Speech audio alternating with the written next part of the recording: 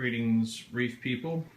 Just wanted to give you a heads up and a look at my tank.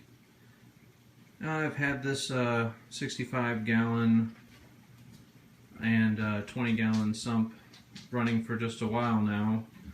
I previously went with a 65 gallon and no sump using an FX5, Fluval FX5, which was a really bad idea. Thought I could do it without it. You know, the cheap comes out expensive. I'll tell you what, there's no other way than to use the sump. And as far as lighting is concerned, I'll show you what I got here. This Orbit Marine LED is a waste of money. However, I'm using it right now to supplement the lighting in the tank. See, I've got this Hydra 26. It's an Aqua Illuminations Hydra 26, and it is dope. It's great. I love this thing. Really perked my corals up. At first, you know, I read some reviews on this Orbit Marine LED, and it said that, you know, it could grow coral and everything else. Everything suffered. Couldn't even grow hammers and frog spawn, Kenya trees, anything. Nothing would grow into that thing. So, since getting the lighting right, getting rid of the canister filter, and adding the sump, now with a 65 gallon, you know, it's a little different. Probably not the ideal reef tank, but I kind of like the depth. I mean, I gotta be honest with you, I don't see a lot of 65 gallon reefs out there, and I really like mine. It's a good show tank, good tall display. And I went with an eShops PF 800 overflow. I'll kind of show you around here. It's cool. You don't have to drill your tank. You know, if you take the proper precautions, you don't have to worry about overflowing it. The noise, man, this thing was loud. When I first hooked it up, it was amazingly loud.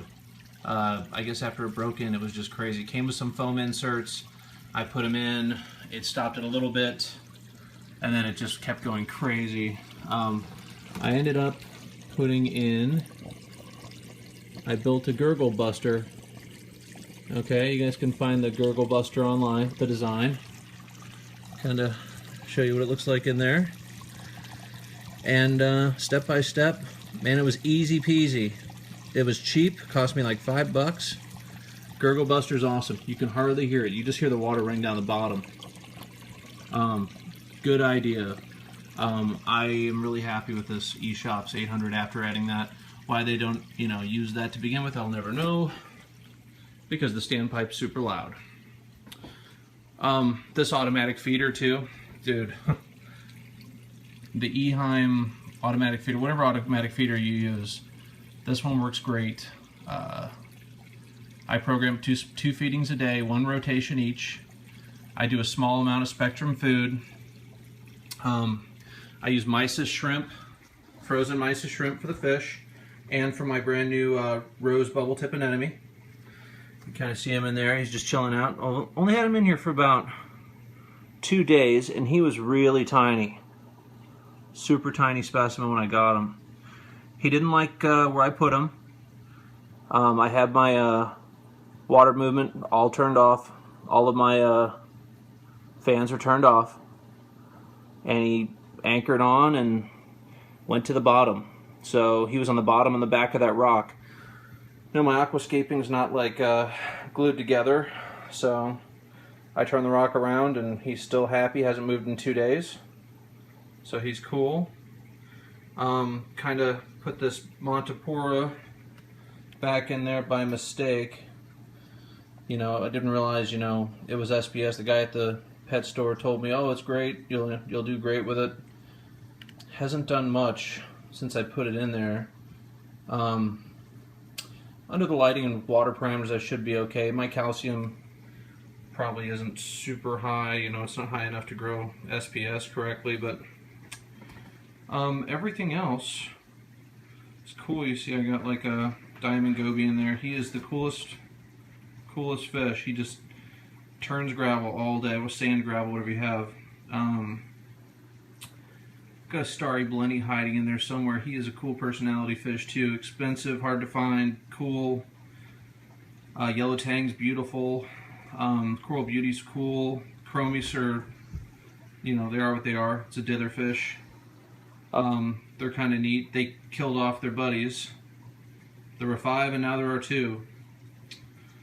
It's been kind of funky with those two, but they're happy with each other. And the clownfish are evil. I'll tell you, if you ever have to do aquascaping and you have clownfish in the tank, they are brutal. They will bite the hell out of you. Every time I put my hand in there, they just come to get me. So, I'll show you these corals. Like, are so cool. Like hammer coral and frog spawn, they just look awesome. Their movement is cool. Having them in there with the anemone, this guy's grown so much since I put him in there. It's just such a cool addition to the tank. Yeah, frog spawn's awesome. Really love it. Hopefully this hammer, I just put it in there today. It's just a single head. Hopefully it'll grow fast. But looks super happy. I put it in there like an hour ago. And let's see, what else do we have here? Kenya tree, super easy to grow. I recommend it for a beginner.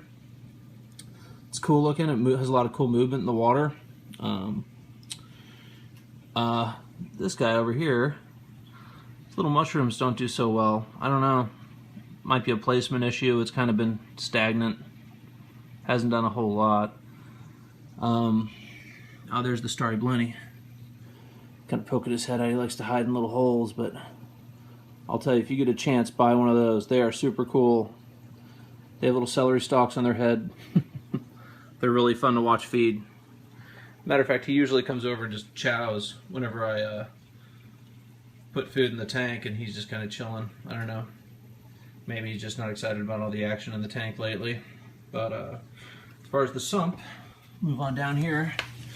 I use this sump build from someone on the internet. They had posted this section for, you've got your protein skimmer here. Mine's an SC302, and it's not perfect yet. I'm not getting the thick skim mate that I want, but it is working. Tons of bubbles. Big improvement from what I had in there before. Like I said, the cheap comes out expensive. What I had put in there first was not the Slim Skim Nano, but the Slim Skim. It's a high door product. I'll tell you, what a waste of money. If you're going to do this hobby, spend the money, get the nice skimmer. This SC skimmer was not that expensive, 180 bucks. You know, I split it with my wife, 90 bucks each. Bam. I mean, it really turns the bubbles.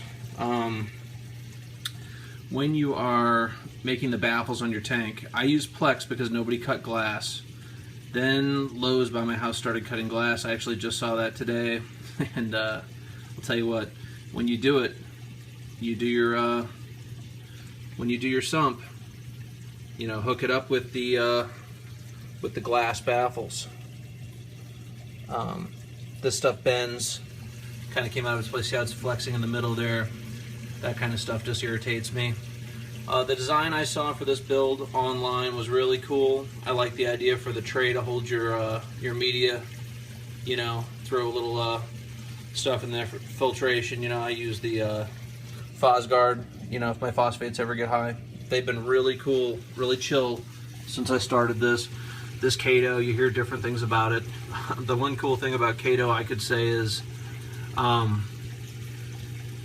when I got the Kato, it had 3 bristle starfish in there with it, which is pretty cool.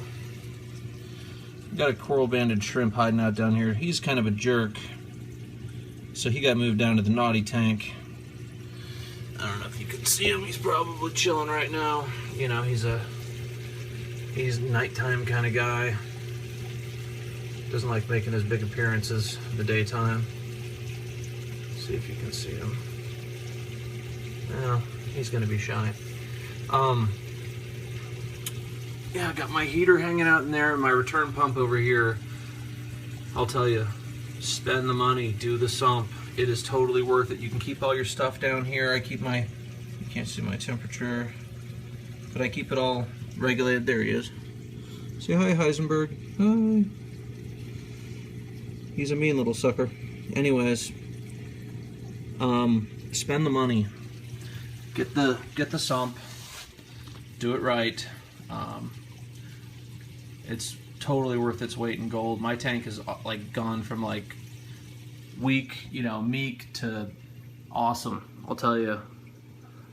I have so much more pride in my tank now, and it's just it's always a work in progress. You know, there's always stuff that you can add on. Geez, I don't want to tell you how much money I sunk into this thing already, but not a cheap hobby. My favorite part of this hobby is buying the corals, because you can go bargain shop, you know. Most of these are $5 frags. It's just so cool. I love it. So anyways, I hope you love the hobby. Hope you liked the video a little bit. And, you know, subscribe. Maybe I'll throw another one out here one of these days. And happy reefing.